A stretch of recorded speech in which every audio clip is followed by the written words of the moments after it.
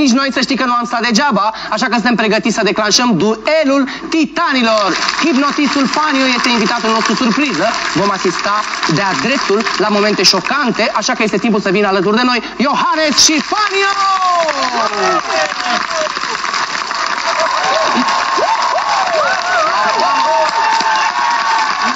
Mie mi-e frică. Eu nu vă mint, mie mi-e frică. Hipnotist. Salutare, bine ați venit. Bună seara, bine ați venit. Mie mi-e și frică, nu știu cum să fac cu cerceasuri. De ce nu te uiți la mine? Mi-e frică să nu... Ok. Mergem mai departe și avem momentul cu Fanio pentru echipa mea dragă. Bine ați venit, Fanio. Eu nu mă uit în ochii tăi că tu ești hipnotist. Unde să mă uit? Ochii mei, acolo, nu? Ochii tăi. Bun, ce facem? Uite, o să aleg victima perfectă acum. Perfect. O să văd pe cine aleg. Uite, pe Tița o să aleg. Tița, perfect, te rog. Bun, hai Tița. Vină puțin mai în față, te rog. Tița, am pierdut-o. Hai să stăm cu fața la camere, ok? Și o să mergem pe o metodă clasică. Da.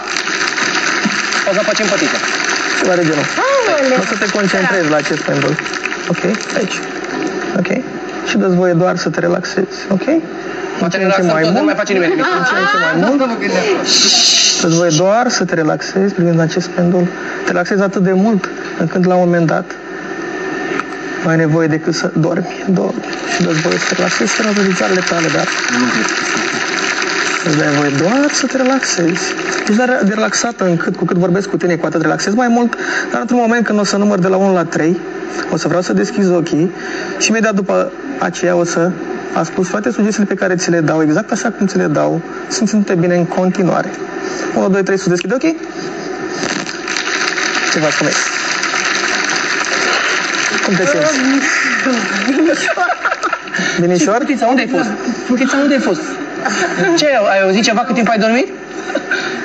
Suntem la cealaltă emisiune, a trecut o săptămână de atunci. Nu, e o chestie ciudată. Ce chestie? E o chestie ciudată, cumva parcă nu poți să controlezi, nu știu cum. Adică Dar cum te simți relaxată? Da, cazi de pe picioare. Uite, ca acum, de exemplu, dormi. Dă-ți voie să continui să te relaxezi. Chiar cade, da, te răsfăți, da? Da. Dă-ți voie doar să te relaxezi din ce în ce mai mult cu cât vorbesc cu tine. Gândește-te că te ține mama ta și spune o poveste, știi, și frumos. Și ce mi-ai făcut? Zi și mie ăsta pinul de la care, pinul. Zi și mie pinul. Ăsta cât e? Cât e pinul? Ce mare este? Ia uite-mă. Ok, o să număr de la 1 la 3, la un moment dat să vreau să deschizi ochii, să-mi ascult sugestiile exact așa cum ți le dau. Simți-te foarte bine în continuare. 1, 2, 3, sus deschide ochii, acum. Arde. Ce mai zici? Ce faci? Cum ești? Nu pot să cred că erai de mult. Ți se usucă și gura. Da. Uite, hai să facem o chestie. Aș vrea să vii un pic aici la masă. Ok? Cum ești? Bine? Da. Tot în regulă, da? Aș vrea să verifici acest pahar. Uite la el. Uite la el. Verifică-l, da. E ok? E un pahar? Da. Ești bine, tot în regulă, și dormit, ești odihnit acum. Uite, eu am aici, în această sticlă, o apă grea, o apă foarte grea, din ce în ce mai grea. Și cu cât pun această apă în acest pahar, el devine extrem de greu. Din ce în ce mai greu cu fiecare picătură de apă care curge acolo. Iar acum este atât de greu încât efectiv este complet lipit de această masă. Când vei încerca să ridici acest pahar, cu atât el este extrem de greu și devine din ce în ce mai greu cu fiecare încercare, din clipa asta, cu fiecare respirație, cu fiecare sunet pe care îl auzi. Și în momentul când vei pune să încerci să ridici acest pahar, el va fi complet lipit de această masă, este extrem de greu. Are această apă care vine din ce în ce mai grea și vreau să acum să încerci să ridici acest pahar, când încerci să ridici cu atât el se lipește de această masă și încerci cu atât se întâmplă. Și se întâmplă și se întâmplă și este din ce în ce mai greu cu fiecare încercare. Încearcă doar să ridici acest pahar. Spune ce se întâmplă, te rog. Tița, ce faci? E greu? De mișcat se mișcă, dar nu pot ridica. Păi e greu dacă ți-a zis că e apă din ce în ce mai grea. Încearcă cu una dreaptă și la fel se întâmplă. Hai mă, Tițo, chiar nu poți? E greu rău așa? Și ai dormit, mă, și din ce în ce mai greu, fiecare încercare. Nu poți? Așa este? Incredibil.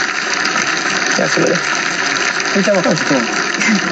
Păi, domnul... Bine, a fost și la sală. Uite, vreau să încerci din nou acum. Se întâmplă ea. Să iau pahar. Da, încearcă să le iei, dacă poți. Nici cu amândouă mâinile. Poți să încerci cu amândouă mâinile, la fel. Poți să încerci și cu amândouă mâinile.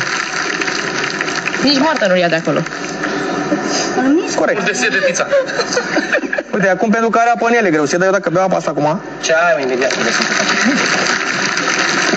Nu mai ușor, uite. Ia încerc acum să le iei. Este un pic mai ușor. Dar tu nu poți să ridici de tot, așa este? Oricum are... Interesant că, uite, interesant că aceeași apă este și în această sticlă.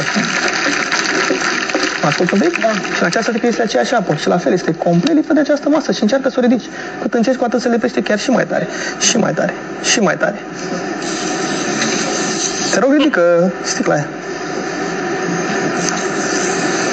Încearcă să o ridici. Așa, încearcă din ce în ce mai tare să o ridici. Ai și forță are. Încearcă. Beluță. Hai sus. Ce se întâmplă? Se ridică greu. Se ridică greu? De ce? Asta la gândire. Ia, bă, Andrei, încearcă tu, te rog. Ce ușor. Păi da, uite, tu ai 2 metri. Cum e, Care... Ia încerc. Ce cât s-a măcut? Hai sus, Tito, hai că poți, Tito. Hai că pot. Ai vrăjit-o, nu știu ce ai făcut, i-ai dat toată puterea peste cap. I-am alterat percepția. Atâta tot. Ia. Uite, acum poți să ridici. E. Acum poți, e simplu. Vezi? Și paharul, uite, și paharul poți acum. Ușor. Are magnet? Da, are magnet de aia, creți. Cum e? E ciudat. E ciudat? Cât de ciudat este? Ciudat. Inspiră acum adânc, expiră și dormi. Dormi și dă-ți voie să te relaxezi mai departe, cu fiecare respirație, cu fiecare sunet. Efectiv, ești complet relaxată. Cu cât vorbesc cu tine, cu atât relaxezi chiar și mai mult. Într-un moment o să mă de la 1 la 3, o să vreau să revii la starea inițială simțându-te foarte, foarte bine și cu zâmbetul pe buzi. 1, 2, 3, sus, deschid ochii acum. Să avem nevoie de tine în emisiune, revino! Fetiță, mamă! Fanio, deci despre ce este vorba? Ce se întâmplă? Este vorba despre o stare de transă hipnotică. Ok? Este alterarea... Mai ajută la ceva chestia asta? Da, la terapie, în caz de... Serios? Să rezolv, da. Niște probleme se poate... Vreau să-mi rezolv problema cu apartamentul. Vă rog frumos. Ok, după emisiune ne auzim și... Uite, te ajută cu apartamentul. Ai văzut după emisiune? Super. Andrei, Da? Uite-te în ochii mei. beau din zeamă. Vei pierde emisiunea. Ia să vedem dacă îmi Ia, iese. dacă e mai încearcă, că nu... vrei să faci? Hai că ți s-au săburat, ți-am zis. Beau apă. Ia, mă, băi, ai și dormi mult. Ai dormit mult? Păi, știi care e treaba? Poți să bei apă, dar sticla se oprește la 2 cm de gura ta. Cât încerci să bei, cu atât se oprește la 2 cm. Încearcă să bei. Încearcă. Cât încerci, cu atât se oprește la 2 cm de gura ta. Hai, mă, Încearcă să bei. Cât ți-e sete. Cât încerci, cu atât se oprește la 2 cm de gura ta. Și încearcă să bei. Hai că poți, așa. Încearcă. Ia, du mâna la gură. Incredibil. Băi, n-ai cum... Se dublează senzația? Te rog, încearcă să bei. Atunci că era mai simplu. E bine, uite, imaginează că e strica aici, de la fel pe la 2 cm. Ia încearcă acum. Te-a puzit tu. Bine, uite, acum poți. Poți să bei. Țuică. Da, tu îți dai seama cum zic eu. Fanio, bravo, felicitări. Aplauze, bravo tuturor. Iohane și Fanio ne-au adus lucruri minunate aici în platou. Am văzut niște... N-am mai văzut până acum, n-am mai fost. Băi, scoate-te de aici că sunt pericol. Nu te minți și pe mine m-a luat să urc. M-am concentrat pe tare. Așa, Fanio, da, ne-ai dus într-o altă lume. Scoate-ne, Bravo. Fanio.